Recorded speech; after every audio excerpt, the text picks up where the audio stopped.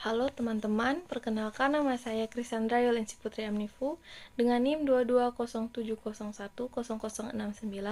Di sini saya akan menjelaskan tentang Desa Baun di Amarasi Barat, Kabupaten Kupang. Yang pertama, kita akan membahas tentang sejarah dan asal-usul Baun. Desa Baun sebagai pusat budaya dan sejarah Amarasi Barat merupakan perpaduan antara warisan adat yang kuat dan pengaruh modernisasi. Baun adalah ibu kota dari Kecamatan Amarasi Barat dan memiliki peran penting dalam sejarah Kerajaan Amarasi. Nama Baun berasal dari bahasa Dawan yang bisa diartikan sebagai di atas atau ketinggian, merujuk pada letak geografis desa yang berada di perbukitan. Baun merupakan pusat kekuasaan Kerajaan Amarasi pada masa lalu, tempat di mana raja atau usif menetap. Yang berikut yaitu cara hidup dan aktivitas keseharian. Bertani dan berkebun merupakan aktivitas utama masyarakat.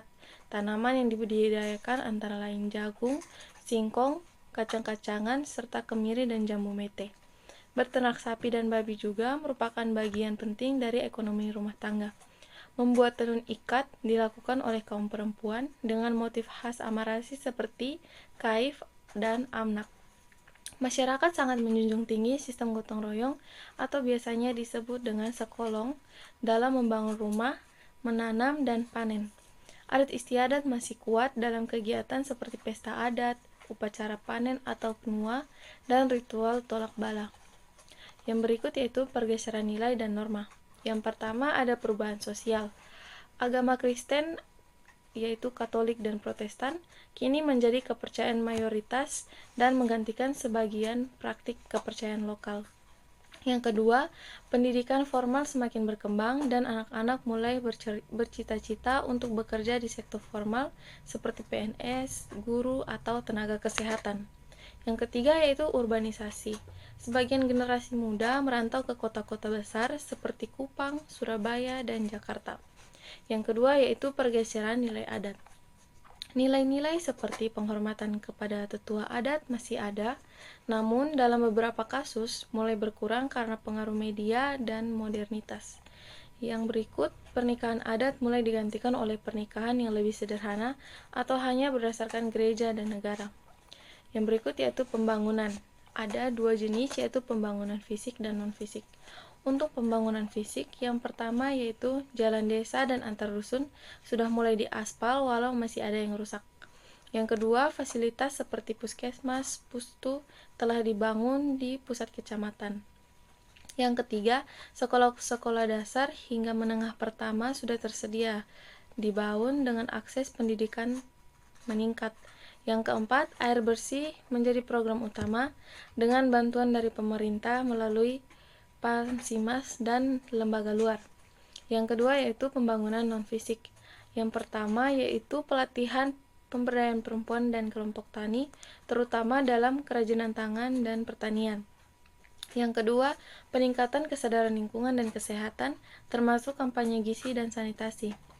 Yang ketiga, pelestarian budaya lokal, terutama lewat festival budaya lewat Amarasi yang rutin digelar di Baun. Yang berikut yaitu suku yang mendiami di wilayah Baun. Suku yang mendiami wilayah Baun di Kecamatan Amarasi Barat adalah suku Dawan atau juga dikenal sebagai Atoin Pahmeto. Suku Dawan adalah suku terbesar di Pulau Timur di bagian barat, termasuk di wilayah Kabupaten Kupang. Adapun ciri khas dari suku tersebut yaitu yang pertama menggunakan bahasa daerah Dawan, yang kedua menganut budaya tenun ikat, upacara adat panen, dan ritual leluhur. Yang ketiga, memiliki rumah adat yang bernama Ume Kabubu atau rumah bundar beratap ilalang. Yang keempat, tiap dusun punya rumah adat utama atau lopo adat sebagai pusat ritual atau pertemuan. Yang kelima, sering tinggal berdekatan dengan ladang dan sumber air. Yang berikut yaitu sumber daya alam dan pemanfaatannya. Yang pertama yaitu flora. Dari flora ada juga beberapa jenis yaitu jati putih dan jati lokal, kemiri, lontar dan gewang, jagung, ubi, pohon asam dan kapuk, pisang, pepaya, dan kelor. Yang berikut yaitu fauna. ada sapi, kambing, babi, ayam kampung, burung nuri, tekukur, dan juga kera. Yang berikut yaitu topografi dan tanah. Wilayah Baun berbukit dan berbatu dengan elevasi bervariasi antara 200 sampai 600 mdpl. Tanah umumnya kering, berkapur dan kurang subur, tetapi cocok untuk jenis tanaman keras dan umbi-umbian. Terdapat batu karang dan tanah lempeng coklat di beberapa bagian dataran rendah. Masyarakat di Baun memiliki beberapa budidaya utama, yaitu yang pertama, pertanian ladang, sistem tanam menanam yang hanya dilakukan saat musim hujan. Yang kedua, peternakan lepas, sapi dan kambing yang lepas bebas di padang. Yang ketiga, yaitu tenun ikat, warisan budaya yang juga jadi sumber ekonomi kreatif. Yang keempat, pemanfaatan air melalui sumur tradisional, embung, dan penampung hujan. Yang berikut yaitu tempat tinggal dan pemukiman. Ada beberapa pola dari tempat tinggal masyarakat di Baun. Yang pertama, komunal dengan ciri khas banyak keluarga besar tinggal berdekatan. Yang kedua, berdasarkan klan, memiliki ciri khas dusun atau RT berbentuk menurut marga atau biasanya disebut famili besar. Yang ketiga, dengan pola dekat dengan sumber air, dengan ciri khas permukiman mengikuti mata air, embung atau sumur. Yang berikut yaitu kosmologi. Masyarakat Baun yang berasal dari suku Dawan memiliki pandangan kosmologi yang bercirikan dualitas dan kesakralan alam. Ada beberapa elemen kosmologi, yaitu yang pertama Wisneno atau Tuhan Langit, penguasa dunia atas. Yang kedua Wisafu, yaitu penguasa bumi dan alam bawah. Yang ketiga, leluhur atau nenek moyang, dihormati dalam bentuk Vetomonia atau roh leluhur dan lopo adat. Yang keempat, batu, pohon, dan mata air, yaitu objek sakral tempat roh atau penunggu bersemayam. Yang kelima yaitu waktu siklik, yaitu kehidupan berjalan dalam siklus musim panen, kematian, dan kelahiran.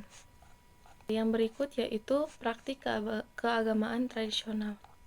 Sebelum masuknya agama Kristen, masyarakat Baun menjalankan ritual adat berbasis pada penghormatan kepada alam dan leluhur. Ada beberapa jenis praktik umum yang dilakukan, yaitu yang pertama, neki, yaitu berfungsi sebagai upacara permohonan berkat sebelum membuka lahan atau musim tanam. Yang berikut yaitu praktik keagamaan tradisional. Sebelum masuknya agama Kristen, masyarakat Baun menjalankan ritual adat berbasis pada penghormatan kepada alam dan leluhur. Juga ada beberapa jenis praktik umum yang dilakukan, yaitu yang pertama, neki, yang berfungsi sebagai upacara permohonan adat berkat sebelum membuka lahan atau musim tanam. Yang kedua yaitu nitu, yang berfungsi untuk memanggil arwah leluhur dalam rumah adat, biasanya dilakukan pada malam hari. Yang ketiga yaitu natoni, yang berfungsi sebagai ucapan sakral atau pantun adat dalam acara adat, pernikahan, atau syukuran. Yang keempat, petinono, yang berfungsi sebagai larangan adat, bisa untuk hutan larangan, batu keramat, dan lain-lain. Yang kelima, halaik atau seko, yang berfungsi sebagai ritual penyembuhan, tolak bala, dan pembersihan kampung. Yang berikut yaitu sistem kekerabatan. Ada beberapa tipe sistem kekerabatan yang dianut oleh masyarakat di Baun. Yang pertama yaitu tipe kekerabatan yang memiliki dua jenis, yaitu patrilineal, yaitu garis keturunan ditarik dari pihak ayah. Yang kedua, lelaki membawa nama marga dan warisan, perempuan pindah marga saat menikah. Yang kedua yaitu sistem perkawinan. Eksogami marga, yaitu tidak boleh menikah dengan orang satu marga, atau yang biasa disebutnya tabu adat. Yang kedua, sistem belis masih berlaku, berupa ternak, kain tenun, dan barang adat. Yang ketiga, setelah menikah, pihak istri biasanya pindah ke kampung suami, tetapi hubungan adat dengan pihak istri tetap dijaga. Sistem yang ketiga yaitu sebutan kekerabatan khusus. yaitu untuk ayah disebut ama, untuk ibu disebut ina, untuk kakak laki-laki disebut ama aat atau ayah kecil. Yang keempat, kakak perempuan disebut ina aat atau ibu kecil. Yang kelima, om disebut amatain. Yang keenam, tanta disebut inatain. Yang ketujuh, anak atau keturunan disebut anak atau anak, dan juga bisa nena atau cucu. Yang berikut yaitu tokoh keagamaan. Ada beberapa jenis tokoh adat atau agama yang dipercaya di masyarakat Baun, yaitu yang pertama, amaf atau tua adat, yang berperan sebagai pimpinan spiritual adat, pelaksana utama ritual tradisional. Yang kedua, nekaf atau penenun kata, juru bicara adat dalam upacara pembaca natoni. Yang ketiga yaitu pendeta atau penatua gemit, tokoh Kristen Protestan dalam ibadah dan pelayanan gereja. Yang keempat, kombinasi adat dan gereja, yaitu beberapa pemimpin adat juga aktif sebagai penatua atau pelayan gereja. Yang berikut adalah cara masak, penyimpanan makanan, dan alat masak. Untuk cara masak, ada beberapa teknik tradisional yang masih dilakukan masyarakat di Baun, yaitu yang pertama, bakar batu atau nunu. Memasak dengan batu panas yang biasanya untuk memasak daging atau ubi.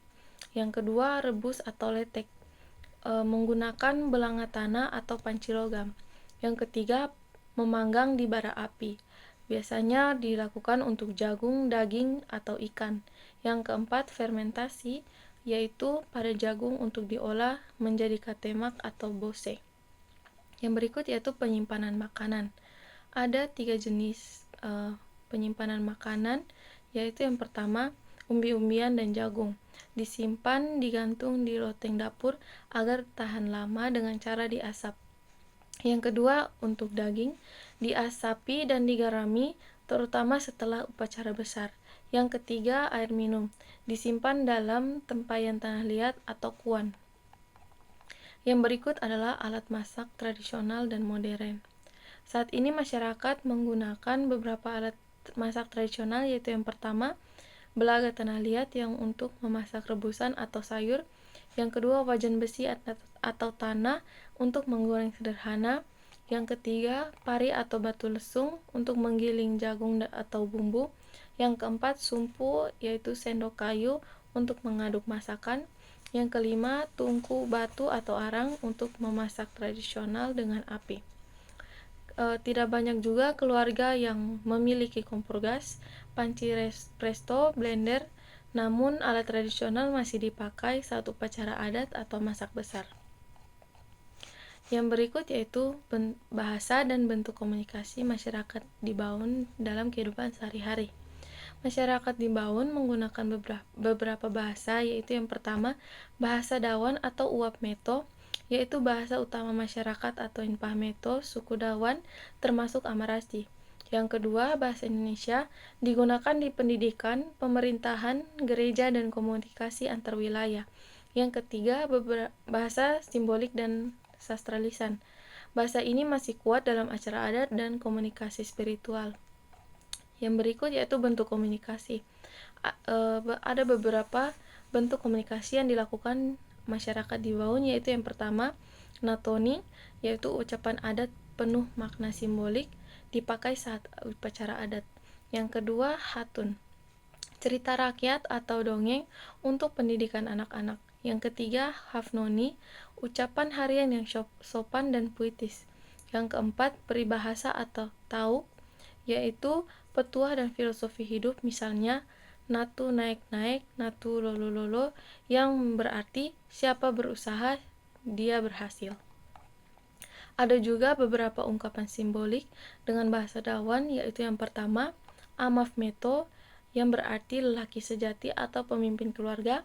Yang kedua, veto buun, yang memiliki arti perempuan pengikat hubungan atau diplomatik. Yang ketiga, loponaimeto, yaitu rumah tempat cahaya atau pusat musyawarah adat. Yang keempat, fatuana, yaitu batu keramat atau roh leluhur yang tinggal. Yang berikut yaitu kesenian tradisional. Masyarakat di Baun memiliki beberapa kesenian, yaitu yang pertama, seni musik dan tarian. ada beberapa jenis tarian, yaitu yang pertama tari likurai, yaitu tari penyambutan upacara adat dan ekspresi syukur. Yang kedua, tari teot memiliki fungsi tarian pergaulan dan pesta adat dengan diiringi gong dan tambur. Yang ketiga, gong dan tambur, yaitu alat musik utama dalam ritual dan hiburan komunitas. Yang berikut yaitu seni tenun tradisional. Kain tenun ikat baun atau amarasi mempunyai motif khas seperti vetobun, amameto, kaif, dan kaik naik. Tenun diwariskan dari ibu ke anak perempuan, digunakan dalam upacara adat, perkawinan, belis, dan juga untuk dijual sebagai sumber pendapatan. Yang ketiga, seni lisan. Yang pertama yaitu natoni atau puisi adat, yaitu bentuk seni tutur paling tinggi, penuh metafora dan simbol. Yang kedua, hatun, yaitu cerita rakyat, kisah leluhur, dan nilai-nilai hidup. Yang berikut yaitu pekerjaan, penghasilan, dan pembagian gender di masyarakat Baun.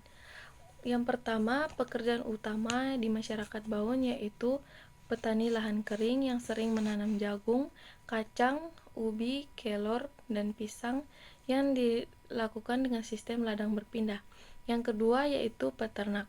Mereka memelihara babi, sapi, dan kambing untuk ekonomi dan adat.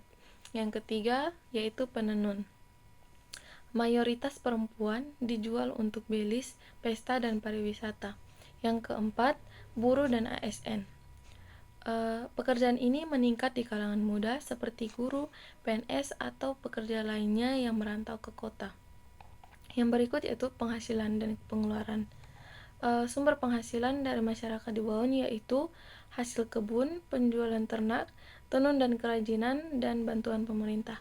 Sedangkan pengeluaran yaitu pendidikan anak, kebutuhan rumah tangga, biaya pesta, biaya belis atau pembangunan rumah, uang tunai untuk pasar atau tabungan, dana desa, PKH, atau bantuan UMKM. Yang berikut yaitu pembagian peran gender. Ada beberapa peristiwa yang membagi peran antara laki-laki dan perempuan. Yang pertama, pertanian. Laki-laki berperan untuk membuka ladang dan membajak, sedangkan perempuan berperan untuk menanam, menyiangi, dan panen. Yang kedua yaitu peternakan. Laki-laki berperan untuk merawat dan menjual, sedangkan perempuan berperan untuk menyiapkan pakan. Yang ketiga, rumah tangga. Laki-laki berperan untuk pembangunan fisik dan mengambil keputusan besar, sedangkan perempuan berperan untuk memasak, menenun, dan merawat anak. Yang keempat, adat. Laki-laki berperan untuk pemimpin upacara dan negosiator, sedangkan perempuan berperan untuk pemberi simbol kultural. Yang kelima yaitu ekonomi keluarga. Laki-laki berperan untuk pendapatan umum, sedangkan perempuan berperan untuk pelengkap. Yang berikut yaitu teknologi dan peralatan. Untuk teknologi, ada teknologi tradisional. Yang pertama yaitu untuk kegiatan bertani. Alat tradisional yang digunakan yaitu parang atau sunu, pacul, alat bajak kayu. Yang kedua yaitu menenun. Alat yang digunakan yaitu alat tenun ikat manual. Yang ketiga yaitu memasak. Alat yang digunakan yaitu tungku batu, belanga tanah, dan sumpu atau sendok kayu. Yang keempat yaitu pengolahan hasil. Alat yang digunakan yaitu lesung batu atau pari, dan juga penggilingan manual. Yang kelima yaitu pengangkutan. Alat yang digunakan yaitu pikulan atau keranjang bambu. Sedangkan teknologi modern yang masuk yaitu yang pertama dalam pertanian yaitu mesin bajak dan pompa air. Yang kedua, rumah tangga, alat yang digunakan yaitu kompor gas, rice cooker, dan blender. Yang ketiga, tenun, alat yang digunakan yaitu mesin jahit dan pewarna kimia. Yang keempat, pendidikan, alat yang digunakan yaitu handphone, laptop, dan proyektor di sekolah. Yang berikut yaitu pantangan makanan. Ada dua jenis pantangan yaitu pantangan sementara dan pantangan permanen. Untuk pantangan sementara ada beberapa kondisi, yaitu yang pertama untuk ibu hamil. Pantangan makanannya adalah tidak makan telur ayam kampung atau ikan berkepala besar, yang bermakna supaya anak tidak lahir besar dan susah melahirkan. Yang kedua, anak kecil tidak boleh makan daging babi atau jeroan, yang bermakna supaya cepat bicara dan tidak keras kepala. Yang ketiga, dalam masa berkabung, tidak boleh makan makanan enak seperti daging dan nasi putih, yang bermakna sebagai tanda hormat kepada arwah leluhur. Yang keempat, sebelum ritual adat, tidak boleh makan bawang atau cabai, yang bermakna agar lidah bersih dan ucapan tidak melukai. Yang berikut yaitu pantangan permanen atau biasanya adat. Untuk makanannya yaitu yang pertama daging anjing, yaitu kepada beberapa marga yang tidak biasa mengonsumsinya dengan alasan dianggap binatang penjaga dan keramat. Yang kedua, burung tertentu, misalnya burung hantu, biasanya dianggap pembawa pesan kematian. Yang ketiga yaitu belut atau ular. Biasanya perempuan muda tidak boleh memakannya dengan alasan simbol kesuburan, tabu jika dikonsumsi. Sekian dari saya, terima kasih.